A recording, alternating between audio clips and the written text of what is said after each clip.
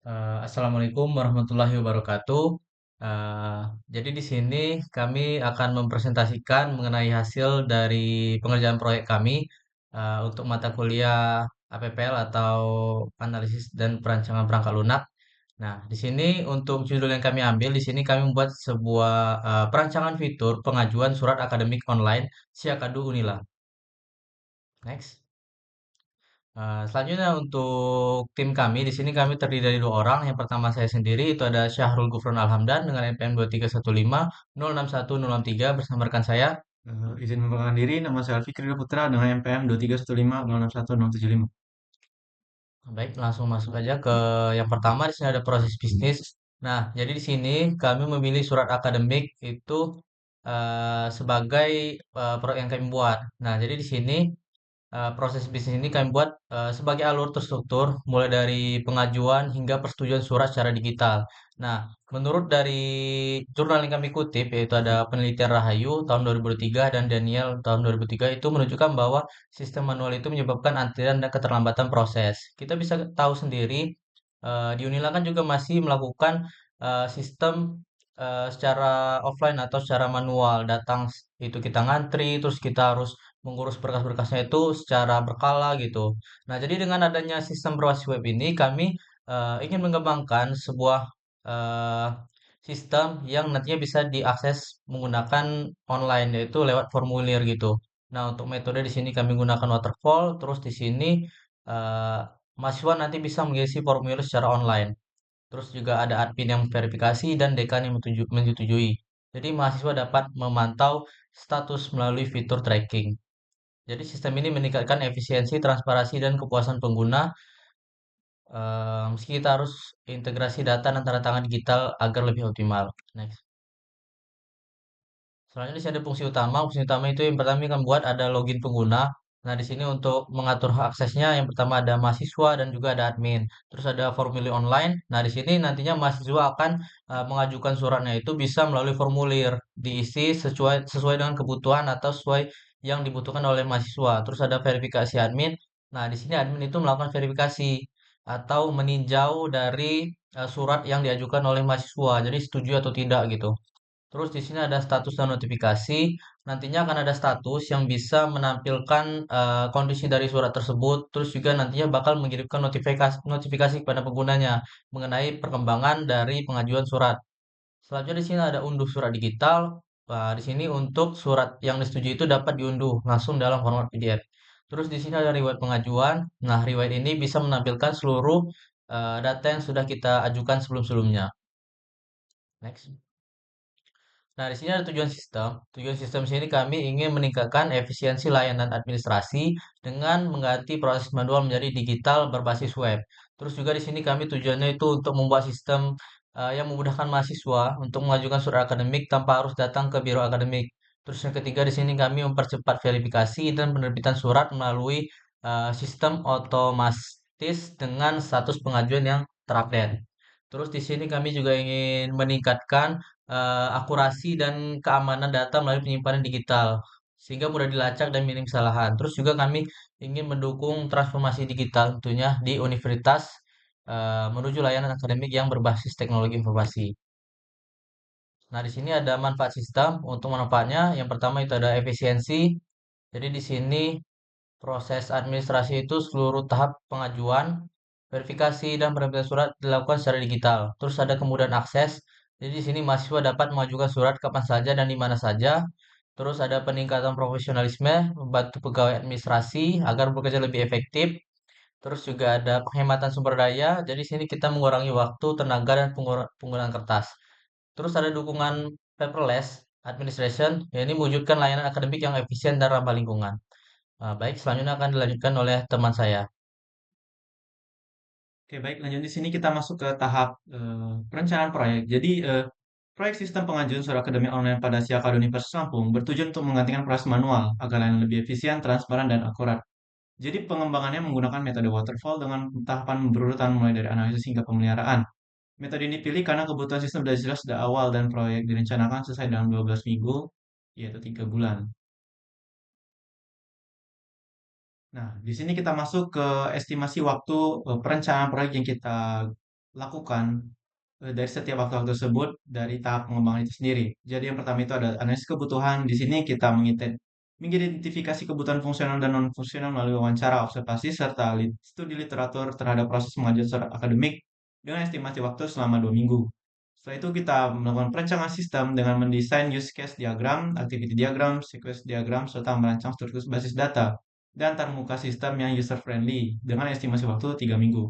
Kemudian kita mengimplementasikan dengan sebuah codingan, yaitu dalam pemrograman, itu mengembangkan fitur sistem berdasarkan hasil desain menggunakan bahasa pemrograman web seperti PHP, HTML, CSS, dan JavaScript dengan estimasi waktu 4 minggu atau 1 bulan. Kemudian kita lakukan pengujian dari setelah pengembangan yang kita lakukan sebelumnya, itu dengan melakukan pengujian sistem menggunakan metode black box testing untuk memastikan semua fungsi berjalan sesuai dengan kebutuhan pengguna itu sendiri. Yang dimana itu memakan waktu selama 2 minggu. Setelah itu kita masuk ke pemeliharaan atau maintenance. Jadi di sini kita melakukan perbaikan bug, peningkatan fitur serta dokumentasi akhir sistem berdasarkan hasil uji coba dan umpan balik pengguna dari pengujian yang kita lakukan sebelumnya. Ini mana ini estimasi waktunya memakan waktu yaitu 1 minggu. Nah, di sini kita masuk ke estimasi biaya, yaitu adalah rancangan biaya dari perkiraan yang dapat diterapkan pada sistem ini. Jadi yang pertama itu kita ada tenaga pengembang, yaitu programmer dan analis, yang dimana di sini dia itu biaya tenaga kerja selama proyek berlangsung, termasuk analis kebutuhan, perancangan sistem dan implementasi dengan estimasi yaitu 6 juta. Kemudian ada perangkat komputer dan server, yaitu pengadaan perangkat keras dengan spesifikasi menengah yang digunakan untuk pengembangan dan hosting sistem.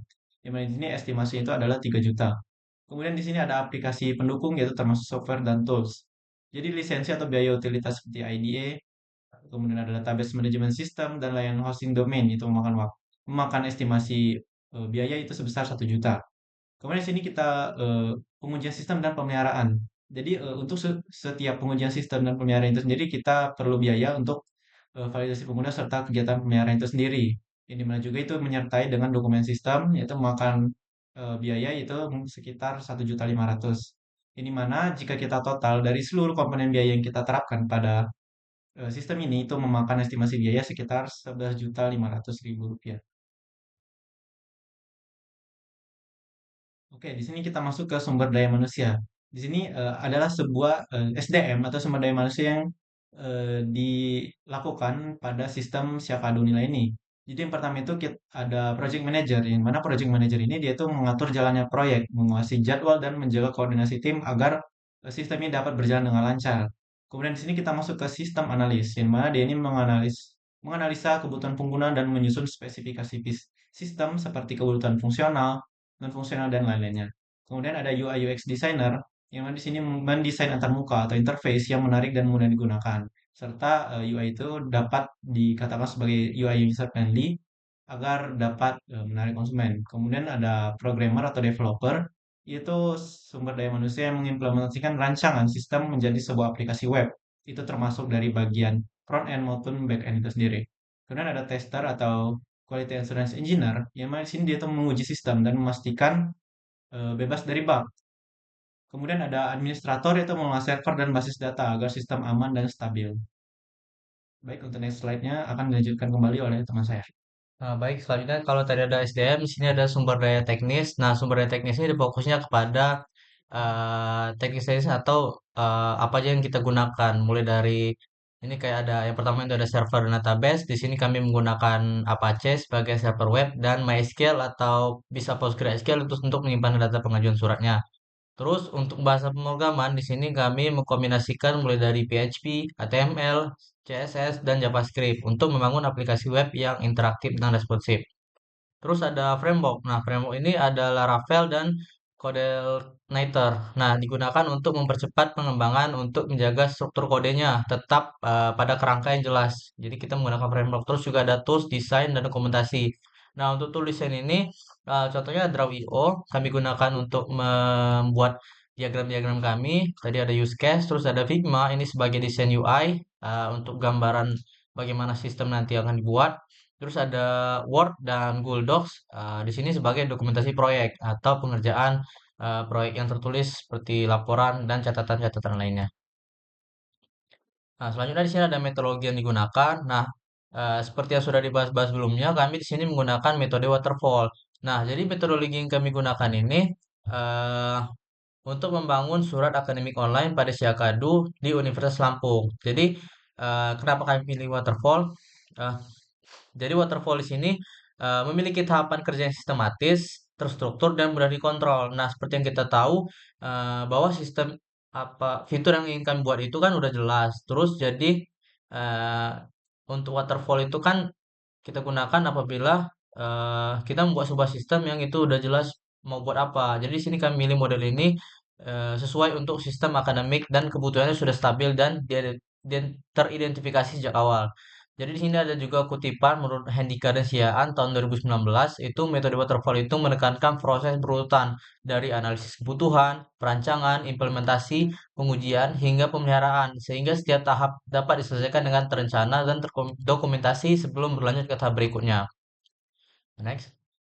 Nah, selanjutnya ada tahapan metodologi waterfall. Nah, yang pertama itu ada analisis kebutuhan. Nah, analisis kebutuhan ini merupakan tahap awal yang mana di sini kami mengidentifikasi mulai dari sistem melalui wawancara. Nah, jadi di sini kami melakukan wawancara, observasi, dan kuesioner untuk menentukan fitur-fiturnya melalui formulir online, verifikasi admin, status, dan unduh surat digital. Nah, jadi di sini langkah awalnya itu kita ingin tahu dulu aplikasi apa yang dibutuhkan, terus juga kira-kira fitur-fitur apa aja nanti yang bisa diterapkan di sistemnya melalui dari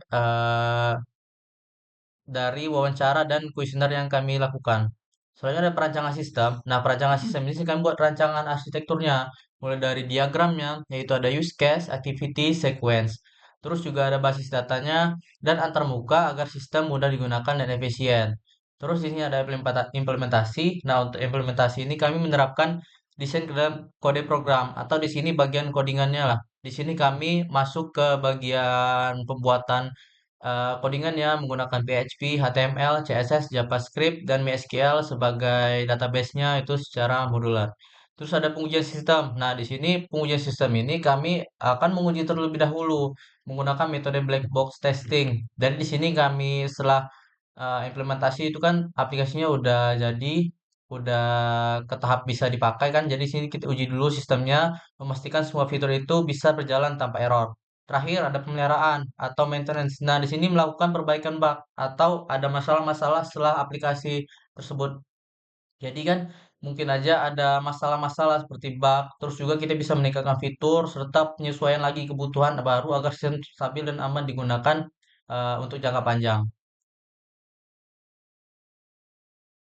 Eh, Selanjutnya di sini ada hasil pengerjaan.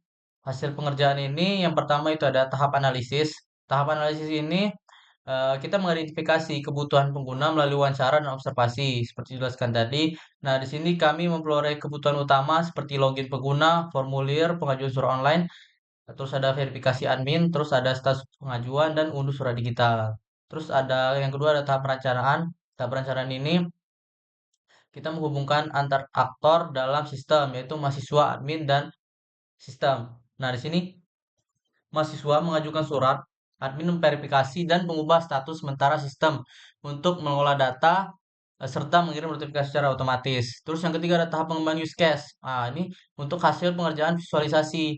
Dalam use case itu diagram yang menggambarkan interaksi antar aktor. Diagram ini menjadi dasar pengembangan sistem untuk memastikan seluruh proses pengajuan surat akademik berjalan terstruktur dan sesuai kebutuhan pengguna. Baik, selanjutnya akan dijelaskan oleh teman saya.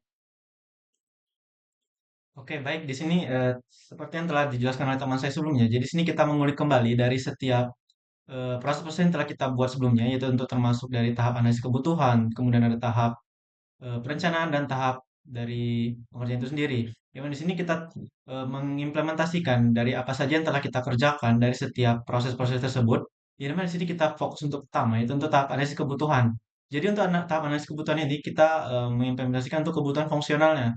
Di mana di sini kita ada yang pertama itu adalah formulir pengajuan surat. Yang di sini mahasiswa dapat mengisi data surat akademik secara online. Kemudian ada penyimpanan data pengajuan. Di mana di sini sistem dapat menyimpan pengajuan surat ke database yang mana itu telah dikonfigurasi oleh sistem analis. Setelah itu kita eh, melihat itu status surat, yang mana di sini sistem ini menampilkan status surat, yaitu menunggu disetujui atau ditolak. Kemudian di sini ada verifikasi admin, yang mana di sini admin dapat memeriksa dan menyetujui pengajuan surat itu sendiri. Setelah itu kita masuk ke bagian notifikasi, di mana notifikasi ini sistem mengirimkan notifikasi hasil pengajuan ke mahasiswa, sehingga mahasiswa dapat mengetahui dari hasil verifikasi dari sistem tersebut. Kemudian ada pembuatan surat PDF, yaitu setelah disetujui, sistem secara otomatis menghasilkan surat akademik dalam format PDF yang dapat diunduh, sehingga mahasiswa dapat langsung menyimpan hasil dari surat tersebut tanpa harus pergi ke biro akademik itu sendiri. Setelah itu untuk unduh surat, mahasiswa dapat mengunduh surat secara digital yang disetujui. Setelah itu bisa melihat riwayat pengajuan surat, yaitu sistem menampilkan daftar seluruh surat yang telah diajukan mahasiswa beserta statusnya. Nah, dari kebutuhan fungsional, kita masuk ke bagian kebutuhan non-fungsionalnya. Di mana sini untuk kategori operasional, di sini ada akses sistem, yang mana sistem dapat diakses melalui web browser, yaitu Google, Chrome, Mozilla, Firefox, Microsoft Edge pada perangkat PC maupun smartphone. Kemudian ada kapasitas penyimpanan, di mana sini untuk sistem itu mampu menyimpan minimal 10.000 data pengajuan tanpa kehilangan data. Sehingga ini dapat memastikan integrasi data dari sistem itu sendiri. Setelah itu kita masuk ke kategori performance, yaitu untuk waktu respon. Di mana sini waktu respon itu diharapkan maksimal untuk proses simpan dan tampil data adalah 3 detik agar mencegah terjadinya proses data yang lambat dan juga dari setiap interaksi pengguna tersebut agar agar tidak menjadi lama. Kemudian untuk kapasitas pengguna, sistem mampu menangani minimal 100 pengguna aktif secara bersamaan tanpa adanya gangguan. Kemudian untuk bagian security, ada autentikasi pengguna, di mana setiap pengguna wajib login menggunakan akun resmi, yaitu menggunakan NIM dan password agar dapat menggunakan data tanpa adanya kesalahan penggunaan data pada orang yang tak dikenal. Kemudian ada keamanan dokumen. Di sini surat akademik digital memiliki tanda pengaman seperti watermark dan nomor unik agar tidak disalahgunakan. Kemudian untuk kategori kultural, ada bahasa dan tampilan, yang mana bahasa antarmuka atau interface sistem itu menggunakan bahasa Indonesia formal dengan tampilan mengikuti identitas visual kampus, yaitu dari sistem Syakadu nilai itu sendiri.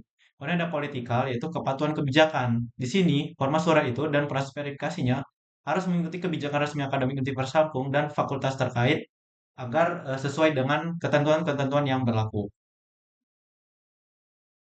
Nah, di sini kita masuk aktor yang terlibat. Di mana untuk aktor yang terlibat ini kita masuk dari tahap perencanaan sistem. Ya, Mas, ini kita fokuskan ke aktor.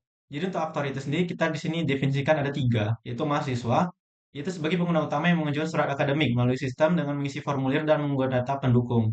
Kemudian ada admin akademik, yang Mas ini admin bertugas, yaitu untuk memverifikasi pengajuan surat, menyetujui atau menolak permohonan serta menghasilkan surat digital resmi.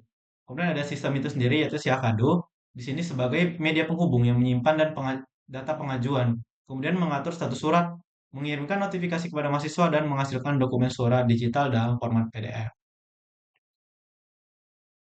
Nah, di sini kita fokus ke tahap pengerjaan yang telah kita lakukan. Di sini kita telah mengembangkan untuk use case diagram sebagai dasar untuk pengimplementasian sistem itu sendiri sebelum lanjut ke tahap berikutnya.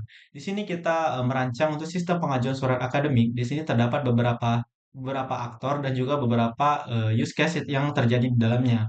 Di sini kita yang pertama itu kita login ke sistem. Jadi dua aktor yaitu mahasiswa atau admin itu wajib login ke sistem. Di mana di sini untuk sebagai autentifikasi setiap user tersebut agar tidak terjadinya kesalahan dalam penggunaan setiap data itu sendiri. Kemudian di sini ada use case untuk melihat daftar jenis surat. Di sini mahasiswa dapat melihat daftar-daftar jenis surat yang berlaku di biro akademik tersebut, seperti surat cuti, surat eh, aktif kuliah, surat keterangan pengajuan KKN dan lain sebagainya. Di sini dan juga di sini kita lihat untuk use case selanjutnya itu mengajukan surat akademik. Jadi setelah kita melihat daftar jenis surat itu, di sini mahasiswa dapat mengajukan surat akademik yang telah dipilih, sehingga itu dapat langsung masuk ke database untuk disidang lebih lanjut.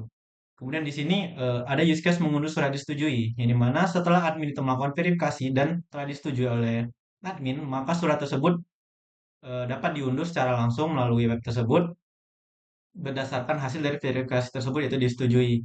Kemudian mahasiswa dapat melihat riwayat pengajuan. Jadi setiap pengajuan yang telah diajukan oleh mahasiswa itu, setiap form itu dapat dilihat riwayatnya agar sebagai tampilan log aktivitas dari setiap user tersebut. Kemudian untuk admin itu sendiri, itu memverifikasi pengajuan surat. Ini mana untuk memverifikasi pengajuan surat itu sendiri, di sini dia tuh memverifikasi pengajuan surat yang dilakukan oleh mahasiswa agar dapat disetujui maupun ditolak berdasarkan hasil dari pengajuan itu sendiri. Yang mana di sini dia itu terintegrasi dengan sistem, yaitu dengan use case mengubah status surat sebagai include, yaitu sebagai eh, metode wajib dari use case tersebut. Ini mana admin itu mengubah status surat itu, apakah ini mana status surat yang awal itu menunggu apakah menjadi ditolak ataupun disetujui. Kemudian ada menyimpan data pengajuan. Di sini sistem itu menyimpan setiap data pengajuan yang dilakukan oleh mahasiswa, yang mana itu terintegrasi langsung dengan database dan juga itu dapat disimpan secara berkala. Setelah itu ada menghasilkan surat digital, yang mana di sini sistem itu menghasilkan surat digital yang dilakukan dari admin itu sendiri, sehingga mahasiswa dapat melihat surat digital itu secara langsung tanpa harus ke biro akademik. Setelah itu mengirim notifikasi status, yang mana itu extend dari melihat riwayat pengajuan. Jadi mengirim notifikasi status itu berasal dari status surat yang telah diajukan sebelumnya oleh mahasiswa, apakah itu telah disetujui ataupun ditolak. Di situ masuk ke riwayat pengajuan. Jadi setiap notifikasi itu akan langsung masuk ke pengajuan sebagai hasil dari log aktivitas dari mahasiswa itu sendiri. Ya, selanjutnya. Baik, sekian dari kelompok kami. Lebih kurangnya kami mohon maaf. Untuk kami tutup. Assalamualaikum warahmatullahi wabarakatuh.